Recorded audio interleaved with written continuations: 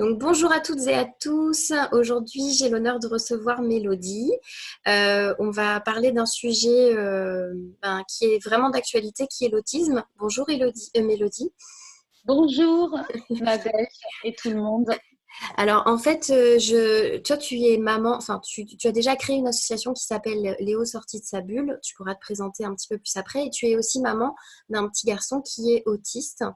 Et dans cette interview, je voulais un petit peu que tu nous expliques ton parcours et comment aussi tu avais réussi à sortir un peu de tout ça. Voilà, ça va être le but de cette interview. Ok. Est-ce que tu peux raconter un petit peu comment ça s'est passé, déjà le diagnostic, ton enfant est-ce que tu peux un peu synthétiser ton parcours jusque-là pour le diagnostic, en tout cas, de l'autisme? Parce que je crois que c'était un vrai parcours du combattant, en tout cas. Oui, c'est très compliqué en France à l'heure actuelle pour diagnostiquer l'autisme chez les enfants, surtout que Léo a développé toutes les stéréotypies, tous les symptômes de l'autisme très jeune en fait. Et du coup, les pédiatres ne sont absolument pas formés apparemment. Donc, c'est très compliqué pour obtenir des rendez-vous. Nous avons vu plusieurs médecins avant d'arriver à la fabuleuse Catherine, qui a créé elle-même une association qui s'appelle Autisme Espoir vers l'école à Paris, et donc qui nous a orientés vers les bons professionnels. Et là, il fallait aller à Paris pour pouvoir diagnostiquer notre enfant. Mais avant ça, c'est très compliqué parce que tu ne penses pas à l'autisme au départ. Donc, tu sais qu'il y a un problème, mais tu t'imagines pas que c'est de l'autisme. C'était Donc, comment... quoi, c'était quoi un petit peu les symptômes que ton enfant avait à l'époque? Alors, Quel âge? Ouais. à 9 mois, bon déjà, à la naissance, il pleurait beaucoup, énormément. Donc, moi, j'avais déjà l'expérience déjà d'avoir une fille avant. Donc, je savais normalement comment se comporte un bébé, un nourrisson. Donc, il dormait pas. Déjà, il dormait pas. Il avait, moi, je savais pas que c'était une hyperacousie, mais dès qu'il entendrait un micro-bruit, il faisait, ça s'appelle, je crois, le réflexe de Moro, toujours comme ça. Tu sais, les bébés, ils font ça quand ils ont peur. Donc, je lui remettais toujours ses petites mains sur lui, je le rassurais. Donc, déjà, dès la naissance, déjà dès la maternité, on le voyait tout le temps faire ce réflexe, mais vraiment, c'est très important chez lui. Euh, donc, il pleurait tout le temps. Je l'allaitais, donc il était tout le temps sur mon sein. Puis après, on est parti à la maternité. Donc, je suis restée, je crois, 3 jours. Chez moi, ça continuait. C'était infernal. Enfin, mon mari rentrait, il devait être 18 h le soir. Je n'avais pas mangé. Je ne m'étais pas douchée. Il était tout le temps sur moi, tout le temps sur moi. Mais bon, je me suis dit, c'est un bébé aux besoins intenses qui a besoin d'être toujours avec sa mère. Voilà, il est plus sensible que les autres. Et puis arrivent les 2 mois de vie. Et là, il a commencé à avoir du sang dans ses selles et à répétition. Donc la panique, je l'emmène à l'hôpital de Necker. À l'époque, on habitait Paris, aux urgences. Il est passé tout de suite, 2 mois, un nourrisson qui a du sang dans les selles. Et puis arrive l'interne, il lui fait pas du tout d'échographie, pas d'examen, il lui palpe simplement le ventre et puis il me pose quelques questions. Il me dit: est-ce que vous consommez du lait de vache? Bah oui, comme tout le monde, je pense. Donc je mange beaucoup de beurre, beaucoup de crème fraîche parce que comme je suis maigre, j'essaye de manger beaucoup de bonne graisse. Et du coup, il me dit: madame, il faut que vous arrêtiez de consommer des produits laitiers. Ah, mais vous ne lui faites pas d'examen, il a plein de sang. J'avais même gardé la couche où il y avait du sang pour lui montrer, etc. Non, non, écoutez, je vais aller demander à mon senior, mais non, c'est évident que c'est ça. Donc, c'est qu'il avait une porosité intestinale. Il y a certains bébés qui ne supportent pas la caséine, en fait. Bon, je rentre chez moi et tout. J'étais un peu inquiète. Puis, j'ai arrêté, évidemment, de consommer ces produits laitiers parce qu'en fait, ça passait par mon lait, en fait, quand je l'allaitais. Et puis, du coup, là, au bout de 7, 10 jours, le sang, si tu veux, ça diminuait. Après, ça finissait en gouttes et après, plus rien. Tu vois ce que je veux dire? Ça a été vraiment progressif. Donc déjà là, on voit que ce bébé avait déjà un terrain à voir. Prédisposé. Ouais, voilà, tu vois, à la porosité intestinale, etc. Mais moi, j'y connaissais absolument rien à ce moment-là. Et du coup, ben, suite à ça, moi, je l'ai allaité jusqu'à 6 mois. Il se développait normalement. C'est vrai qu'il a mis beaucoup de temps, tu sais, à passer du dos au ventre, tu vois. C'est vrai que Oui, déjà, quand même, la pédiatre avait dit, effectivement, il va falloir qu'il le fasse. Bon, il est un peu plus lent que d'autres. C'est un garçon, enfin, tu vois, des trucs comme ça. Et puis arrivent les 9 mois, je ne l'avais pas vacciné et un pédiatre oui, a parce que souhaité. à l'époque, tu avais le droit, enfin, la législation, on avait le droit de ne pas vacciner son enfant seulement à partir de 18 mois, je crois, un truc comme ça. Je Oui, crois au niveau de la législation. Il faut le préciser il aussi, hein. il Oui. n'était pas scolarisé, enfin, il n'était pas à la crèche, ni Oui. chez la nounou. Donc, du coup, à 9 mois, il a dit qu'il fallait faire le DTP parce que bah, il pouvait se couper, puis le tétanos, c'était très grave, etc. Et donc, un seul vaccin a été injecté en Léo et très rapidement, je dirais, on va dire quelques jours après, il a commencé à faire ça, tu vois. Mhm. Donc, il était dans le transat et il tapait sa tête d'avant en arrière, comme ça. Mais vraiment, ça pouvait durer, je sais pas moi, un quart d'heure comme ça. Après, il s'arrêtait. Après, ça recommençait. Puis plus il grandissait, plus il tapait de plus en plus fort sa tête, notamment dans sa chaise de haute. Et donc, sa chaise de haute reculait. Et reculait, reculait, tellement qu'il tapait, tu vois, fort avec sa tête. Donc ça, après, c'était 12 mois, 13 mois, 14 mois. Alors que, bon, il avait quand même un développement relativement normal, on va dire. Effectivement, il y avait déjà, je pense, une nature déjà fragile, il y avait déjà une fragilité. Et arrive donc à 12 mois le rappel. Et là, on fait le rappel. En plus, c'était le jour de son anniversaire, le pauvre. On a eu ce rendez-vous-là. Et du coup, là, il ne babillait plus, plus aucun son ne sortait de sa bouche, plus rien. Mais Après la vaccination, tu veux dire. bah, après, ouais, après le deuxième rappel, en fait. Après le deuxième rappel. Ça a été arrivé tout de suite après?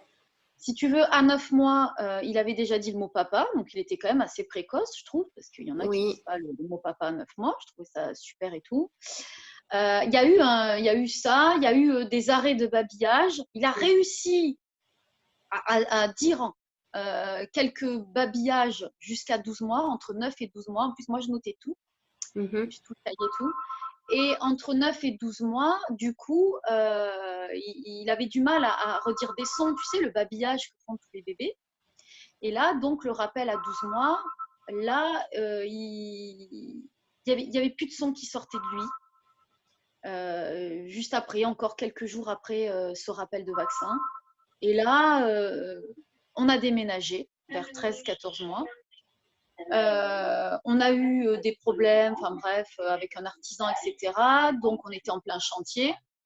Et moi, je le voyais toujours tourner la roue de la voiture, tu vois. Il prenait une voiture et puis il regardait le mécanisme vers 13-14 mois. Vous voyez qu'il ne Mhm. faisait pas le geste, tu vois, d'essayer de faire rouler la voiture. Bon. Je me disais, ah bah tiens, c'est un garçon, il s'intéresse à la mécanique et tout. Si tu veux, on a déménagé, donc euh, voilà, on était beaucoup dans le stress, etc. Effectivement, on n'a peut-être pas vu tout de suite qu'il émettait plus de son, qu'il n'y avait plus aucun son qui sortait de sa bouche. Et il a commencé vers 14, 15 mois, 16 mois à ouvrir et fermer les portes de placard. Ça, c'était son truc. Il n'arrêtait pas, mais pendant des heures, à ouvrir et fermer les portes de placard. Aussi, quand on l'avait dans les bras, les interrupteurs, il voulait absolument appuyer sur les interrupteurs, jour, nuit, jour, nuit, jour, nuit. Puis si on s'enlevait, tu vois, si on partait avec lui dans les bras, il se mettait à crier. Donc on revenait devant l'interrupteur et puis il appuyait dessus et il adorait ça. Et puis très vite, quand je faisais marcher aussi le lave-linge, il restait devant le lave-linge et puis il regardait tourner. Et tu sais, une machine, ça peut durer 1 heure et il restait pendant 1 heure devant la machine à laver en train de tourner. Et j'ai même dû changer de machine à laver parce qu'en fait, il appuyait sans arrêt sur les boutons. Et j'avais pas la sécurité ou ça ne marchait pas ou je sais plus. Il a fallu qu'on aille acheter une autre machine à laver pour bloquer parce que sinon, il me cassait tout. C'était le bazar. Ou si ça se trouve, c'est lui qui m'a cassé la sécurité ou je sais plus exactement. Mais je sais, j'ai le souvenir me rappeler qu'il a fallu chercher un lave-linge et puis de mettre après la sécurité pour plus qu'il puisse me mettre le bazar, tu vois, que je puisse faire mes machines. Et c'était un plaisir de regarder cette machine qui tourne, tu vois. Et à quel moment, toi, tu t'es dit, bah, c'est bizarre, il y a quelque chose qui est pas normal chez mon enfant. Enfin, pour toi, jusque-là, Toujours, je me disais qu'il y avait quelque chose qui n'allait pas. Mais en tu... fait, le parent, il aime tellement son enfant qu'il est dans le déni quelque part, tu vois. Hmm. Son enfant, c'est le plus beau, c'est le plus merveilleux, enfin, tu vois, t'es maman et t'as pas un regard critique quelque part, tu vois, parce que même si je voyais qu'il y avait un problème, il y avait, comme beaucoup de parents avec qui je parle maintenant, puis tu as la famille derrière qui te dit mais non, t'inquiète pas. Et puis en fait, il y a ma mère à un moment donné, quand on mangeait chez elle, où elle me disait mais enfin, c'est pas normal, il veut pas monter dans la chaise haute. C'était une autre chaise haute. La chaise haute que je lui avais achetée, elle était très moelleuse chez nous, et chez ma mère, elle était très dure.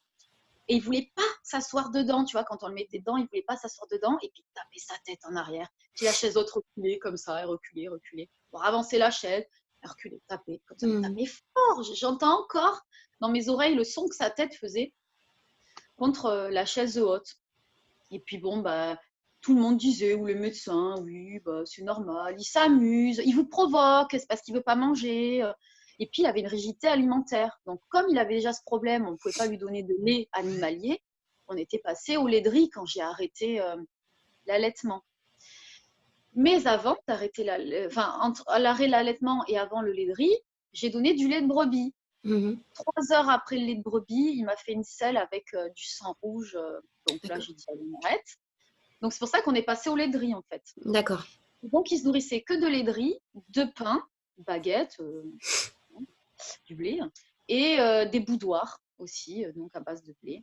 Et il mangeait que ça. Et il ne voulait rien d'autre. Donc il a eu des constipations très sévères, des fissures anales. C'était horrible, horrible pour lui. C'était atroce. Il souffrait énormément. Il voulait aucune fibre en fait, rien. Même pas, même de la viande, il en voulait pas. Il voulait rien, rien. Même pas de pâtes. Enfin tout ce que les enfants aiment, les frites, etc. Tout Ouais. l'horripilait. Il le sentait et il le jetait par terre. Tu vois. Et du coup, ma mère m'a dit, mais attends, on peut pas avoir un repas tranquille, il fait que crier, il tape sa tête en arrière, tous les aliments lui faisaient peur, tu vois, tout, ça pouvait même être des magnifiques fruits comme la fraise, la framboise, les cerises, enfin, n'importe quoi que tu pouvais lui apporter lui faisait peur, en fait. Il criait, il se raidissait énormément, il était hypertonique, et donc on ne pouvait pas le nourrir autrement que du lait de riz, du pain et des boudoirs. Donc là, on s'est dit qu'il y avait vraiment un problème. On s'est dit, c'est pas possible, il y a quelque chose qui tourne pas rond. Et comme on n'avait pas de réponse face aux médecins, moi, heureusement qu'il y avait Internet et je me suis mis à chercher parce que ma mère, qui avait une maîtrise de psychologie, elle m'a tout de suite dit le mot, ton fils, il est autiste. Là, je me suis fâchée avec ma mère. Je lui ai dit, attends, il n'est pas autiste. Euh, pour moi, l'autisme, c'était pas ça, tu vois. Puis quand c'est petit, c'est mignon, tu vois. Puis quand ça grandit, si tu vois un enfant de 10 ans faire ça, ouvrir les portes de placard, tourner les roues de la voiture, rester devant un lave-linge à 10 ans, là, tu vas te poser des questions. Alors que quand c'est petit, tu vois, tu dis, oh, c'est mignon, il aime ça, c'est un garçon. Enfin, c'est toujours trouver un truc.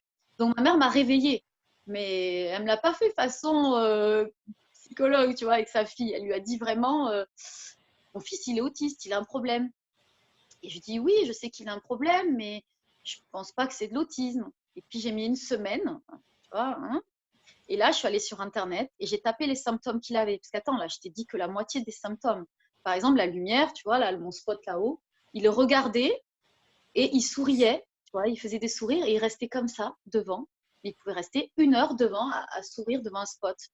On a un balcon, on habite en plein centre-ville, on est face à une pharmacie où il y a un spot, tu vois, lumineux. Il restait devant la fenêtre, tu l'entendais pas, il est resté comme ça devant. Et mon mari, il a dû mettre une planche, donc son père a dû mettre une planche devant le balcon pour qu'il arrête de regarder cette lumière. Mais c'est qu'il criait, il hurlait. Donc, en fait, ça lui faisait plaisir. Ça lui générait du plaisir de regarder un spot lumineux. Pareil, en ville, dès qu'il y avait des passages piétons, on a un passage piéton à côté de chez nous où il y a un triangle et puis du rouge, tu vois, qui clignote. Et il s'arrêtait devant, puis il regardait, tu vois. Et en fait, il était complètement dans sa bulle. Il s'intéressait que aux objets qui tournent ou aux lumières, tu vois. Ouais. Il a commencé à se mordre, donc tu vois, il avait des traces de dents sur sa main. Après, à la fin, il a commencé à se boucher les oreilles, juste avant que je connaisse la méthode 3I. Donc en fait, il avait énormément de symptômes en fait qui étaient Caractéristique de l'autisme en fait, mais qui n'avait pas été diagnostiquée. Et donc oui, tu t'es mise à chercher sur Internet, tu as trouvé quelque chose. oui. Donc qu'est-ce que tu as trouvé et quelle a été ta démarche ensuite? J'ai d'abord trouvé le M-Chat, je crois que ça s'appelle comme ça. C'est un test qui existe en Belgique et au Canada, je crois, Ouais, où tu as plusieurs questions. Et puis, tu as des items. Et puis c'est horrible parce qu'en fait, je voulais pas le voir. En fait, ne réponds pas à son prénom, tu vois. Puis tu réponds oui ou non, tu vois. Il répondait pas à son prénom. Et les médecins me disaient oui, mais c'est peut-être parce qu'il n'entend pas. Il a des problèmes d'audition, tu vois. Et en fait, lui, au contraire, comme je t'ai raconté au début, il avait plutôt une hyperacousie. Il ouais. supportait pas le moindre bruit. C'était horrible pour lui. Ça le Et, mettait dans tous ses états. et du coup, quel a été, est-ce que tu as eu finalement un diagnostic d'un médecin qui t'a posé l'autisme au final? Ça a été vraiment le parcours du combattant. Ça a été très, très, très compliqué. J'ai cherché après sur Internet en tapant après les symptômes, etc. Je tombe sur Autisme Espoir vers l'école. C'est une grand-mère fabuleuse. Ça fait 15 ans qu'elle a ramené une méthode qui vient des États-Unis, qui s'appelle la méthode Sunrise. C'est une méthode par le jeu. Et en fait, par le jeu, on va repasser par le développement du petit enfant qui n'a pas été fait. Si tu veux, à un moment donné, à cause du vaccin ou pas à cause du vaccin, bref, il y a eu une stagnation et une régression même, tu vois. Donc en fait, il va falloir reprendre le développement du petit enfant. Et c'est elle qui m'a emmenée vers les professionnels à Paris. Tu vois. D'accord, donc tu as rencontré des professionnels qui, eux, après, t'ont fait le diagnostic en fait. C'est très compliqué parce qu'en Ouais, fait, on n'a pas le droit avant 3 ans de diagnostiquer l'autisme. En fait, c'est très d'accord, compliqué. En fait. c'est important Donc de préciser. Ouais. voilà, c'est très compliqué. Ok. Troubles du développement, troubles du spectre de l'autisme. C'est très difficile à faire entendre parce qu'en fait, pour eux, entre 18 mois et 3 ans, tu peux évoluer, tu vois. D'accord. Et en fait, plus le temps passait, mais plus ils se fermaient, c'était horrible en fait. Tous les jours, il y avait autre chose. Après, voilà, après se mordre, après se boucher les oreilles, ils se tapaient la tête dans les murs, ils se tapaient la tête par terre. Et si tu veux, dès que tu parles autour de toi, en fait, les gens, ils vont toujours te dire oh, mais moi, mon fils, il se tapait la tête par terre parce qu'il faisait des caprices.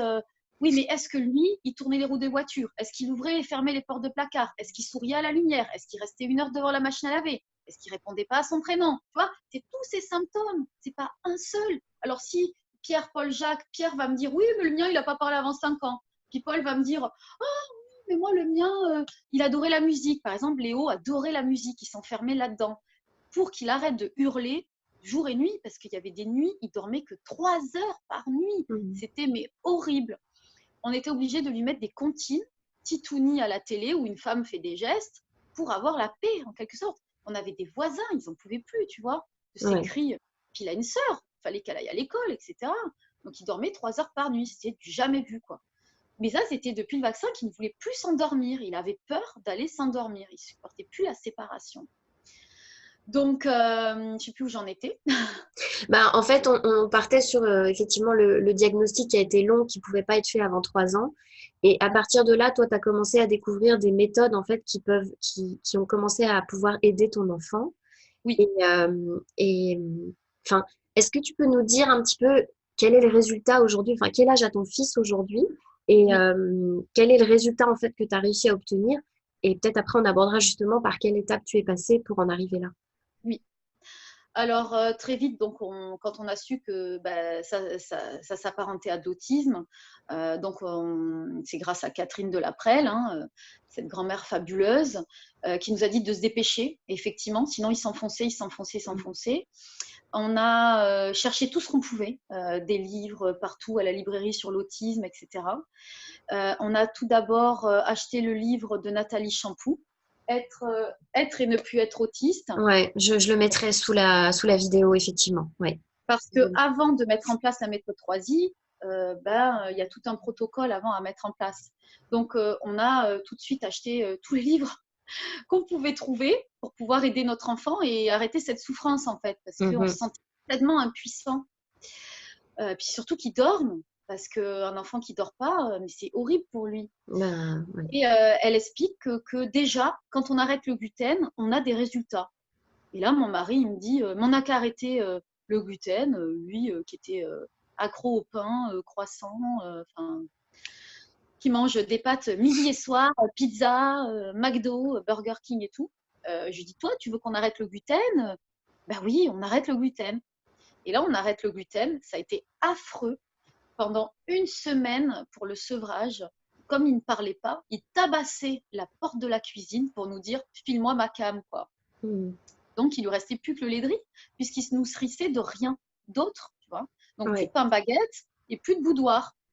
Et au bout d'une semaine, il s'est mis à pointer du doigt. Ça aussi, j'ai oublié de le dire, il ne savait pas pointer du doigt. Quand tu ouvres un carnet de santé, à 9 mois, il y a plusieurs questions, tu vois, où le pédiatre te demande, est-ce qu'il sait pointer du doigt, tu vois. Et en fait, c'est la première communication chez l'enfant, tu vois. Donc, même si ce n'est pas 9 mois, il y a des petits prémices. Tu vois, sur un livre, il te montre ses centres d'intérêt, tu vois. Il montre n'importe quoi vers 12 mois, 15 mois, 16 mois, 18 mois. Moi, le mien, il ne faisait toujours pas. Il ne pointait toujours pas du doigt. À 21 mois, il pointait toujours pas du doigt. Tu vois, il pointe du doigt un oiseau dans la rue, je ne sais pas, n'importe quoi, tu vois, même si c'est pas parlé. Donc, il s'est mis à pointer du doigt, tu vois. En fait, il adorait les livres Choupi. Il avait un petit coffret, mais il les mangeait. Donc, à 21 mois, il mangeait. Il avait aussi le trouble de l'oralité. J'ai oublié de te le dire. Il avait tout. Le trouble de l'oralité, il mettait tout à la bouche. Nous, on avait déménagé au bord de mer et donc, on ne pouvait même pas aller à la plage en famille avec sa sœur et tout. Sinon, il mettait les cailloux à la bouche, le sable à la bouche. Il mettait tout à 21 mois. Et les gens te disaient « Oh, mais c'est normal !» Oui, c'est normal, mais pas à 21 mois. Ça doit cesser à un moment donné, tu vois, ce trouble de l'oralité. Donc, il mettait tout à la bouche. Et où est-ce que j'en étais? Et ben, t'en étais avec justement, il se nourrissait que de lait végétal, du coup, puisque il avait l'habitude de manger du gluten. Donc, au bout d'une semaine, donc, qu'est-ce qui s'est passé? Il s'est mis à voir ce qu'on avait dans notre assiette, tu vois. D'accord. Tu vois, il était tout Il est sorti de sa bulle, comme tu dis. Oui, et puis il y avait ce coffret Choupi que j'avais mis en haut de ma bibliothèque et il a pointé du doigt. Ouais. En fait, il adorait ce coffret et je l'avais caché parce qu'il le mangeait, tu vois. Il mangeait ce livre. Je ne pouvais même pas l'emmener à la médiathèque. Il mangeait tous les livres. Alors, j'ai cherché les livres en tissu, tu vois, les trucs de bébé, où il y avait les tout petits bébés, là, encore dans leur berceau, tu vois, avec leur rocher. Et puis moi, j'avais mon fils qui avait 21 mois et puis qui regardait les livres pour les petits bébés. Et j'ai caché ce coffret là-haut. Il s'est mis à pointer du doigt. Alors là, j'ai dit, oh, ça y est, c'est génial, tu vois. Mais c'était pas fort, tu vois, c'était des petits prémices, tu vois ce que je veux dire. Tu vois, j'ai dit, oh, génial et tout. Et puis, il s'est mis à regarder ce que j'avais dans mon assiette. Et moi, je suis une férue de viande. J'avais un beau filet de bœuf dans mon assiette et tout. Et là, mon mari me dit, donne-lui-en. Je dis, mais tu sais bien qu'il jette tout le temps par terre. Et là, je lui donne un petit morceau, il prend. Et puis là, il crie pour en avoir d'autres. Et là, je dis, oh, mais c'est génial, il veut manger autre chose, tu vois. Mais c'était la joie, quoi. C'était génial. Alors là, on continue à parcourir le livre de Nathalie Champoux et tout. On me dit, oh, mais c'est génial et tout, ça marche, tu vois. Et puis, donc, on avait retiré le gluten. Il se met à vouloir ce qu'on mange et tout. Mais malgré ça, il avait encore des troubles, tu vois. Il y avait une amélioration flagrante, mais il y avait encore des troubles. Il répondait pas à son prénom. Il y avait encore plein de troubles. Il avait peur des enfants au parc. Il tournait, il longeait le parc, tu vois. Il longeait les murs. Donc, il avait peur de s'asseoir sur un jeu. que ce soit le cheval à bascule, enfin n'importe, tu vois, il hurlait, tout ça. Donc, il y avait des améliorations vraiment fulgurantes, mais de Oui. l'autre côté, il y avait encore des problèmes. Donc, mais plus le temps passait, plus il y avait quand même l'amélioration. On a mis 1 mois à mettre en place la méthode 3I, ce qui est très rapide, parce qu'en fait, tu as une formation de parents, tu as la recherche des bénévoles. Ça, c'est la deuxième chose que tu as utilisée, que tu as Voilà, modifiée dans ton quotidien pour très aider vite, ton enfant. très Ok. vite, voilà. Il y a eu le retrait du gluten, la caséine, bien évidemment, il n'en avait pas déjà depuis Donc, longtemps. c'était tous les animaux confondus. Du coup, tu avais enlevé tous les laits animaux. Ouais. Ok.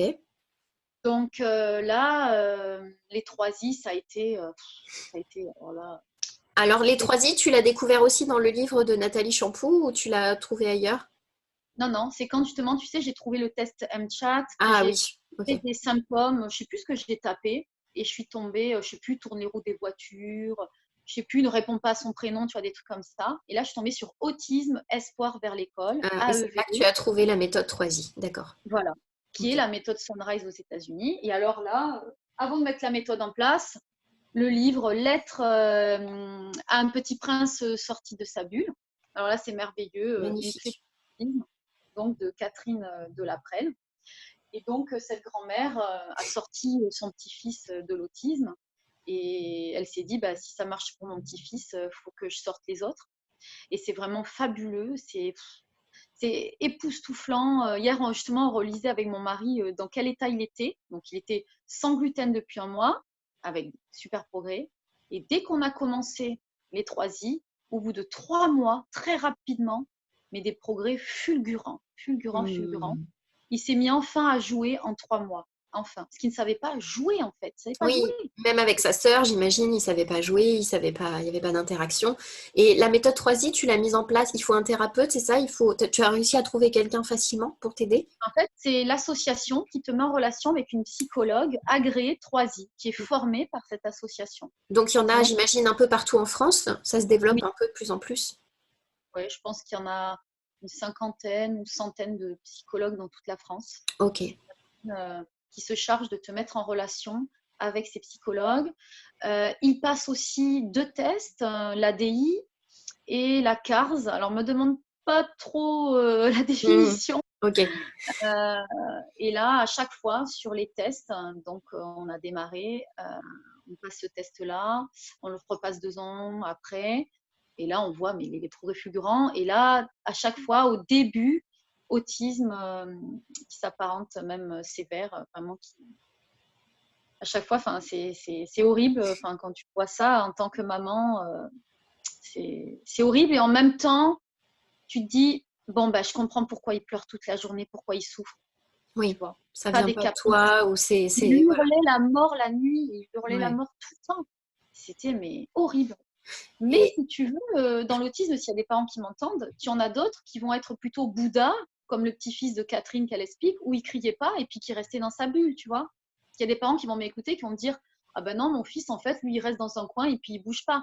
Tu vois, il y a souvent des crèches qui appellent les parents, moi, les familles m'expliquent, je dis, mais comment vous avez réussi à savoir et tout, le diagnostic pour pouvoir en aider d'autres, comment on y arrive, en fait, à ça, parce que ça, c'est que mon histoire personnelle. hmm. Ils m'expliquent que souvent, c'est la crèche qui les appelle, qui disent, mais en fait, là, votre enfant, il reste dans un coin et il bouge pas. On l'a mis à un endroit et puis il reste là toute la journée, tu vois. Donc aussi, tu as aussi différents, tu as aussi les hypertoniques et les hypotoniques, je crois, je sais plus Oui, comment on dit, tu vois. hypotonique, oui, oui, oui. Donc voilà, tu vois. C'est pour ça que c'est difficile aussi pour les médecins. Déjà, ils sont pas formés. Ils ont combien d'heures à la fac sur l'autisme, tu vois. Oui, c'est comme Donc, la c'est pas nutrition, hein. Oui, on a des médecins qui nous écoutent, hein, on le sait, hein. Effectivement, au niveau de la nutrition aussi, c'est un petit peu déplorable au niveau des études. C'est vraiment dommage, en tout cas. Après, heureusement, il y a des médecins qui ensuite, sortis des études, vont un petit peu plus loin, mais effectivement, il y a beaucoup de choses à revoir aussi au niveau alimentaire. Et ton fils aujourd'hui, il a quel âge et où tu en es? Oui, il a 4 ans. Il parle mieux qu'un enfant de son âge. Son Magnifique. vocabulaire est vraiment très diversifié. Il a même par moments un langage soutenu. Donc, il va à l'école. Il est scolarisé uniquement les matins. L'après-midi, il fait ses séances 3I. Pour l'instant, il n'a pas d'AVS. Pour l'instant, ça se passe relativement bien. Ce que tu appelles AVS, pour les gens qui nous écoutent? C'est une auxiliaire de vie scolaire, je crois. D'accord, D'habitude, ok, une d'accord. personne qui vient quelques heures aider l'enfant dans ses difficultés, mais qui n'est pas forcément formée aux troubles autistiques. Très bien. Elle est formée Ok. à aucun trouble, en fait. Donc, elle peut aider un enfant qui est dyslexique, elle peut aider un enfant qui est TDAH, elle peut aider un enfant hyperactif, elle peut aider un enfant autiste, mais en fin de compte, elle n'est pas formée. Voilà. Donc, pour l'instant, il n'en a pas besoin. Il a une chance inouïe, c'est qu'il est dans une très bonne classe. C'est une école publique qui, la maîtresse, elle est formidable et bienveillante. C'est une classe Montessori. Donc, c'est une chance inouïe hein, qu'il ait cette possibilité-là. Puisque dans la méthode 3I, tu as 3 phases. Et dans la phase 2, tu fais des ateliers Montessori, en fait. Donc, c'est vraiment très riche pour l'enfant, la méthode 3I, en fait. Il va repasser par le développement du petit enfant. Et en fait, ça va travailler sur le cerveau, en fait. Sur la Et plasticité du cerveau, hein. voilà, la neuroplasticité du cerveau, en fait. Et on s'est rendu compte que la neuroplasticité du cerveau, elle était toujours là. Mais avant 2 ans, elle était vraiment au maximum, en fait. Et c'est pour ça qu'on a eu des résultats vraiment fulgurants, des résultats impressionnants, quoi. On a 5 disques durs de vidéos parce qu'en fait, c'est filmé, ces séances. Donc déjà, parce que par sécurité, hein, on reçoit des bénévoles, mais c'est un adulte et un enfant dans une salle de veille qui est un cocon sensoriel. C'est une remise au berceau, comme dit Catherine, en fait. L'enfant, on le remet au berceau. Elle m'a dit, vous allez accoucher à nouveau d'un autre enfant. En fait, il donnait une seconde chance, une renaissance, en fait. Donc, il est avec un adulte qui est supervisé par une psychologue. Et pour que ça soit supervisé par une psychologue, il faut bien que ça soit filmé et qu'on donne les vidéos après à la psychologue. Parce qu'il a 4 heures par jour de séance.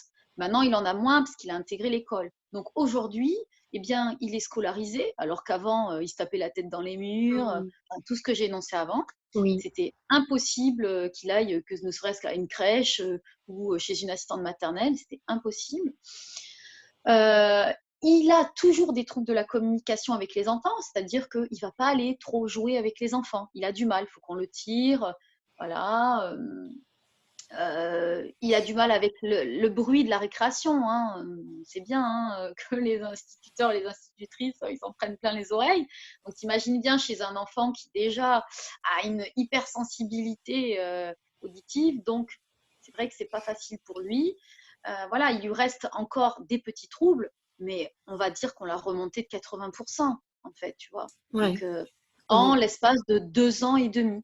Alors, en l'espace de 2 ans et demi, c'est vraiment fabuleux. Donc, c'est pour ça qu'on a créé notre association, Léo Sorti de sa bulle, parce qu'on voulait sensibiliser les gens déjà à la détection précoce de l'autisme. Au départ, quand on a monté cette association, on voulait aider les autres personnes à détecter le plus précocement. Puis, on voit bien que quand on commence tôt, on a des résultats vraiment magiques. C'est fabuleux. Donc, aujourd'hui, voilà, ce qui lui reste, c'est des petits troubles. Ça s'apparente un peu à de l'autisme Asperger, tu vois, parce qu'il adore les chiffres, il adore les lettres, il sait compter jusqu'à 300, tu vois, il a des talents, mais d'un autre côté, tu vois, le pauvre, dans sa vie de tous les jours, la communication avec les autres enfants, c'est difficile. Donc, je préférais qu'il calcule comme tout le monde et puis qu'il ne souffre pas, tu vois, puis qu'il joue avec les enfants. Donc, on espère que ça va se réguler au fur et à mesure. Et pourquoi il parle mieux que les autres enfants parce qu'on a débloqué le langage. Alors, les 3i, on fait rebabiller Léo. Hein. Donc, par exemple, le mot animaux, il s'est mis à dire mot, mot, mot. Tu vois, il a recommencé à babiller. Il est sorti de sa bulle grâce aux 3i en 9 mois. Totalement, il est sorti de sa bulle. À raison d'une séance par jour, hein, c'est ce que tu disais. Hein. Non, 4 par jour. 4 heures Ah, par jour. 4 heures par jour. D'accord. Et tout Maintenant, ça, il en a plus que 2. d'accord. Tout ça a un coût, j'imagine.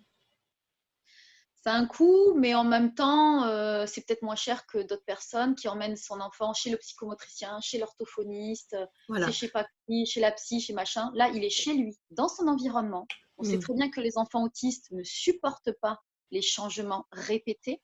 Donc, ça leur crée un stress, en fait. On le met dans un cocon sensoriel, c'est une remise voilà, au berceau, comme dit Catherine. On reçoit la psychologue une fois par semaine à hauteur d'1 h 30. Elle joue avec l'enfant, c'est le jeu, c'est l'enfant qui décide, tu vois. Pour qu'il rentre en communication et qu'il pointe du doigt au maximum avec la psy ou le bénévole, on va mettre les jeux en hauteur de façon à ce qu'il rentre en communication avec l'adulte pour lui faire savoir ce qu'il a envie.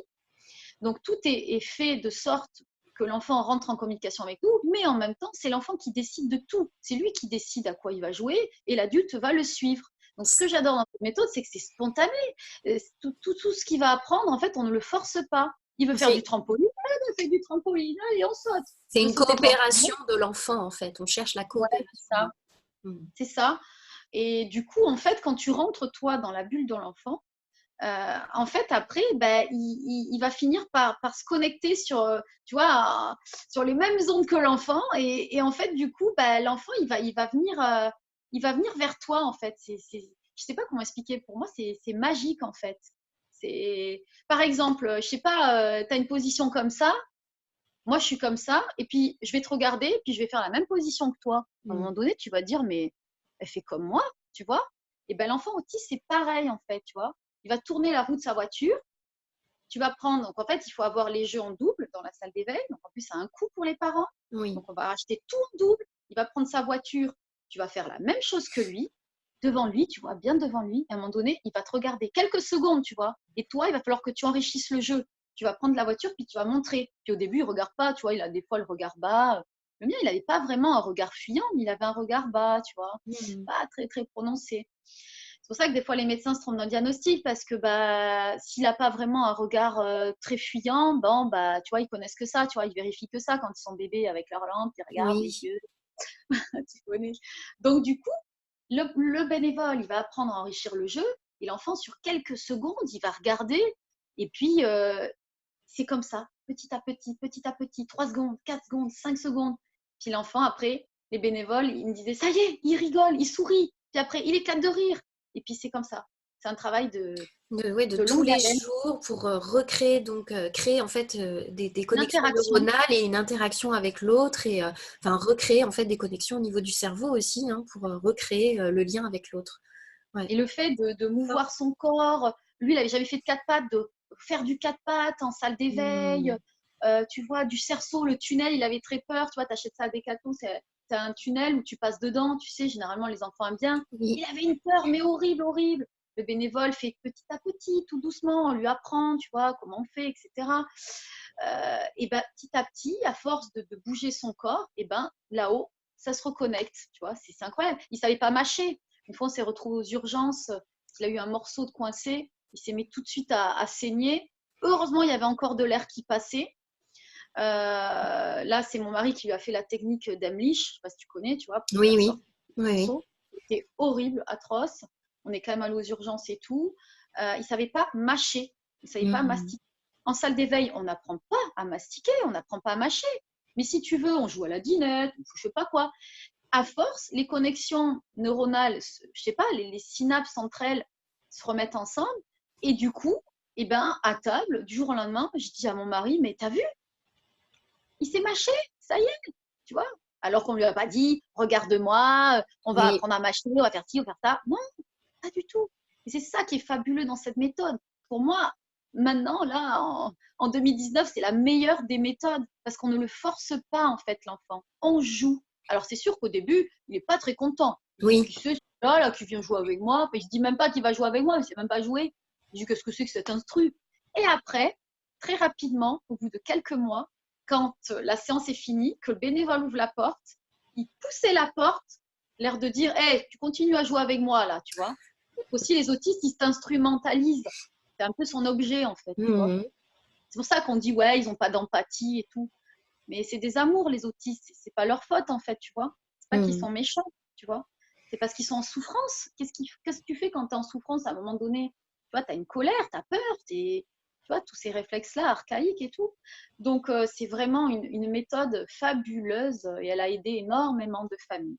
Et toi, aujourd'hui, donc à travers l'association que tu as créée, tu essayes aussi de justement d'aider des personnes, des parents qui Oui, sont un peu enfin, qui sont désemparés, il faut bien le dire, oui, désespérés pour certains. Et donc en expliquant un peu ton parcours et cette méthode, enfin, c'est en alliant nutrition et oui, la méthode 3I qui a permis en fait oui, de sortir oui, ton fils. À 80%, tu dirais aujourd'hui, c'est ce que tu disais, c'est pas encore la guérison totale, mais en ouais, tout cas, c'est en bonne voie pour toi. oui, oui. Parce que, en fait, les 3i ont reconnecté des choses. On ne choisit pas, en fait. Chez tel enfant, ça va être ça qui va se reconnecter. Chez tel enfant, tu vois ce que je veux dire? C'est Oui, pas nous bien qui sûr. choisissons. Nous, on joue, nous, tu vois. Et du coup, moi, je voyais que le langage, c'était long, que ça n'arrivait pas. Tu sais, quand un enfant, il commence à dire deux mots, ça n'arrête plus après. Je sais pas si tu te souviens, tu vois, chez ta Oui, fille. Ça n'arrête plus après, ça n'arrête pas. Je voyais que c'était long.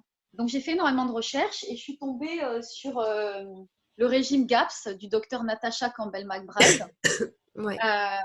qui parle d'hyperactivité, dyspraxie, déficit de l'attention, autisme, dyslexie, dépression, schizophrénie. Il est fabuleux ce livre. Et puis, je me suis mis à faire des recettes GAPS.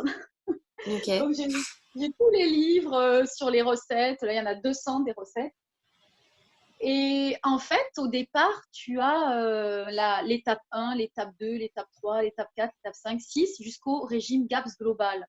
Et en fait, à la base, au départ, c'est que des bouillons de viande cuits de façon très douce pour garder le plus de minéraux, le plus de collagène. Si je te parle de carcasse de poulet, tu Oui, vois. tu refais la flore intestinale en fait hein, de ton enfant, en gros, c'est ça. Ouais. Et tu élimines toutes les céréales. Ils mangent plus aucune céréale. Ah bon, Hmm. bah alors ils mangent quoi? Souvent les gens ils disent ah bon, s'ils mangent pas de quinoa, ils mangent pas de riz, ils mangent pas de gluten, ils mangent pas de millet, ils mangent pas de sarrasin, ils mangent pas de boulgour, tu vois. Mais ils mangent quoi alors? Bah c'est tout simple, tous les légumes qui existent, des viandes. Ça peut être du poulet, ça peut être du bœuf, ça peut être de l'agneau, ça peut être. Et alors toi, par rapport à ça, ton enfant, par rapport au régime, depuis qu'il a fait le régime GAPS, c'est ça pour toi qui l'a débloqué au niveau du langage? Alors Tu as fait le lien? été, Ouais, là, ça a été encore magique. ouais, Ça faisait 9 mois de 3i. Il sortait de sa bulle. ouais. Énorme progrès. Et là, je dis à mon mari, quand j'ai lu ce livre, il faut faire le régime GAPS. Au bout de 7 jours, il ne buvait que du matin au soir des bouillons. On savait que c'était très court. Hein. Ouais, oui, c'est très court. Oui, oui, tout à fait. Des étapes où là, il va détoxifier en fait en plus. Et là, ça a été une chance inouïe parce qu'il était omnibulé par l'eau aussi. Dans les symptômes au début, j'ai oublié de te dire, au bord de la mer, en plein mois de janvier, février, il voulait sauter dans l'eau. Il faisait des Hmm. crises énormes. Que les gens peuvent te dire, oui, mais c'est un caprice. Tous les Oui, enfants oui. veulent sauter dans l'eau au mois de Ouais, ouais. janvier. Oui, oui, bien sûr. Ils n'ont pas peur du danger aussi, ces enfants-là. Ils vont dire, oui, mais tous les enfants n'ont pas peur du danger. Oui, mais à un moment donné, ils ont une petite conscience quand même quand Oui. tu leur expliques les choses. Lui, il ne comprenait pas. Il peut sauter Hmm. d'un balcon, il peut faire n'importe quoi. Donc là, je me suis dit, OK, on est arrivé à tous ces progrès et tout, mais il y a un blocage. Chez d'autres enfants, les 3i vont redonner le langage. Mais chez lui, il y avait quelque chose qui coinçait, puisque l'autisme est multifactoriel, tu vois. Oui. Moi, mon histoire, elle peut aider certains enfants, mais peut-être que ça ne sera pas pareil chez les autres, tu comprends? Hmm, hmm. Donc, au bout de 7 jours, il s'est mis à parler. Et là, on s'est dit, oh mon Dieu, c'est pas vrai. Mais des mots, il sortait des mots, des mots, des Ouais, mots, des ouais. mots. Et il n'a pu arrêter. Et c'est pour ça qu'en fait, il est en avance maintenant parce que bah il y a plus cette nourriture qui le bloque en fait, tu vois. Parce que Hmm. gluten, la bêtise qu'on a fait, c'est qu'on a acheté des pâtes avec quoi? Du maïs, du riz. Bon, je vais pas épiloguer sur le maïs Ouais. évidemment, on n'est pas là pour. Et en fait, ok, on lui retirait quelque chose qui était toxique pour lui en tout cas, Qui mais aggravait sa toxicité. Ouais. Hmm. voilà, mais on compensait par encore un aliment qui n'était pas. Pas optimal, en tout cas, pour réparer sa muqueuse intestinale. Ouais. Voilà. Donc du coup, là, quand on a retiré les céréales et qu'on a donné les bouillons et de viande et tout, en 7 jours, il s'est mis à parler et on a débloqué le langage. Et D'accord. ça n'en finissait plus, c'était sans arrêt, sans arrêt. Et là, ça a été vraiment formidable. Donc on continue. Donc voilà, il mange de la viande, il mange du poisson de qualité. On essaye que Hmm. les animaux aient mangé de l'herbe, sans pesticides, qu'ils aient mangé des graines de lin pour fournir les oméga 3, enfin tu connais. Ouais. Voilà, donc des bons légumes, agriculture raisonnée ou bio. Voilà. Hmm. Et surtout une bonne eau, parce qu'en fait, ça on oublie toujours aussi. L'eau, c'est vraiment ce qui est vital. Hein. Des fois, tu peux rester, je sais pas, il y a eu des études de fait sans manger pendant je sais pas combien de temps. mais sans boire, tu peux pas tenir, hein, je sais pas combien de temps. Donc, l'eau, c'est vraiment quelque chose qui est primordial. Et du coup, on a acheté un Berquet. Je sais pas si tu connais un Berquet Alors avec un non. charbon actif. Ah oui, d'accord. Ouais. Et c'est vraiment génial. C'est une grosse bonbonne où il y a un charbon actif dedans. Tu sais, le charbon, tu connais. Ouais, ouais, ouais. Et il y a aussi des... Bah, ça, Ah ça filtre ton eau en fait. Ça enlève les oui, particules de cadmium, de plomb. Ça filtre tout l'eau du robinet, c'est ça? oui. Et puis il y a des filtres fluor aussi. D'accord. Fluor. Et en fait, cette eau, c'est incroyable. À ce qui paraît, même dans les pays défavorisés, tu peux filtrer une flaque d'eau par terre. Enfin, apparemment, enfin, j'ai pas testé, hein. D'accord. Bon, ils doivent avoir de En fait, l'argile aussi ou des choses comme ça. je sais Plusieurs pas, éléments. je trouve que ça filtre à un micron. Tout ce qui est technique, c'est plutôt mon mari qui s'en charge. Moi, je suis plus D'accord. dans la cuisine. Ok. Donc, du coup, on a vu que bah, l'eau était très importante. En fait, bah, parce que ce qu'il y avait dans l'eau du robinet, déjà que Léo, on a fait des tests, qu'il y avait trop de métaux lourds, etc., trop de plomb, etc., tout ça. Donc, tu as fait des tests aussi, d'accord, ok. Ça, je savais pas que tu avais Oui, en fait des fait, tests. au laboratoire Great Plains aux États-Unis, on a Oui, fait des tests de cheveux. Donc, il fallait lui couper les cheveux oui. derrière. Ça va, c'est un garçon. Et là, on a vu qu'il avait énormément d'aluminium, énormément de métaux lourds, l'uranium, un maximum. Et on a fait des tests urinaires, parce qu'à ce jour, il n'a jamais eu de prise de sang. J'ai jamais Mm. voulu lui faire une prise de sang. Donc, il a 4 ans, il n'a jamais eu de prise de sang de sa vie. Et donc, je voulais pas l'embêter avec ça. Donc, j'ai fait des tests urinaires qui sont très poussés. C'est les c'est les pionniers, je pense, par rapport à la France, parce qu'en fait, ils ont détecté dans l'urine une bactérie qui s'appelle le Clostridium difficile Mm. dans les urines. Alors qu'en France, on n'est pas capable de la détecter dans les urines, on est capable de la détecter simplement Dans les dans les selles. selles. Et donc, on s'est dit, tiens, mais on va voir si c'est vraiment vrai et on va faire l'analyse de sel en France. Et il s'avère qu'il était positif, qu'il me l'a transmis, que j'ai eu une transplantation fécale, machin, là. Ouais. Et en fait, chez les enfants autistes, je ne sais pas à quelle hauteur, mais à plus de 50%, on retrouve cette bactérie dans la flore intestinale de ces enfants. Et on sait que le Clostridium difficile peut donner de l'autisme, de la dépression, enfin toutes les maladies qu'on considère psychologiques. Et en fait, voilà, donc Léo n'a plus cette bactérie, alors que je n'ai pas fait de transplantation fécale à mon fils. J'ai fait simplement le régime GAPS. Mais à D'accord. lui, ça lui convient bien. Oui. À moi, ça ne me C'est pas convenait pour tout pas. le monde. Voilà, exactement. C'est important de le Voilà, préciser aussi. c'est Oui. important de le préciser. Voilà. Donc, on est en train de dire que le régime GAPS, effectivement, ça convenait pas forcément à tout le monde. Donc, voilà, il fallait être prudent. Et puis voilà. Est-ce que tu aurais Il un faut être, dernier? il faut être suivi par une naturopathe certifiée à ce régime GAPS qui a passé Oui. une formation durant plusieurs jours. Oui, pas prendre n'importe qui et pas s'improviser là-dedans non plus. Faut faire quand Voilà, même c'est ça. attention. Effectivement, c'est important, tu précises. Est-ce que tu aurais un dernier conseil à donner à un parent qui justement a un enfant soit qui est autiste ou qui soupçonne son enfant enfin, de subir l'autisme? Enfin, qu'est-ce que tu aimerais dire si tu avais un message à faire passer? Ben, un dernier conseil, c'est de toujours s'écouter. La maman a toujours un instinct, tu vois. Et je dirais qu'il ne faut pas écouter les autres parce que là, il y a une famille qui m'a appelé récemment qui m'a dit qu'elle a perdu 5 ans parce que sa mère, son père, Tartampion, enfin, lui disait mais non, ça va passer, c'est un caprice, etc. Alors que la mère, au fond d'elle, elle le savait, tu vois, au fond de son cœur, elle savait qu'il y avait quelque chose qui allait pas, tu vois. Moi, j'ai eu la chance, c'est que ma mère m'a dit il est autiste, il a un problème, ton fils, parce qu'elle avait une maîtrise de psycho, parce que voilà, elle avait l'esprit critique, elle voyait, tu vois. Je savais qu'il y avait un problème, mais on est un peu dans le déni, tu vois ce que je veux dire. Donc, les parents qui hésitent, rien ne les empêche de contacter des associations, tu vois. Même ne serait-ce que passer le test en ligne sur Internet, chez lui. Il faut, il faut toujours se dire que de toute façon, il y a toujours des solutions derrière. De toute façon, même s'il y a un problème. Parce que souvent, les parents que je reçois, ils me disent oui, on a tardé parce que mon mari était dans le déni, parce qu'on avait peur, tu vois. Moi, le déni, il a duré pas longtemps, en fait. Tu vois, même quand ma mère elle me l'a dit, j'ai mis une semaine après Oui. à accepter, à cogiter, bien évidemment, c'est normal aussi. Et pourquoi en fait on est dans le déni? Parce qu'il y a du retard sur l'autisme. Si on te dit mais non, mais il y a ça à faire, il y a ça à faire et tu vas l'améliorer ton enfant, peut-être qu'on en aurait moins peur, tu vois, aussi, c'est ça. Donc moi, le conseil à donner, c'est de toujours s'écouter, de toujours écouter ce qu'on ressent en fait, tu vois. Bien sûr qu'il faut prendre des conseils, qu'il faut rechercher, mais toi, qu'est-ce que tu penses, toi, quand tu vois ton enfant? Comment tu le ressens? C'est toi qui vis avec, après tout, tu vois? Jour et nuit, Mhm. c'est toi qui passes ce temps-là avec ton enfant. Donc, qui mieux que quiconque, tu vois? Même au-delà des médecins, en fait, c'est toi qui sais. Et je pense qu'aujourd'hui, ben, on est obligé d'être un peu son propre médecin, tu vois?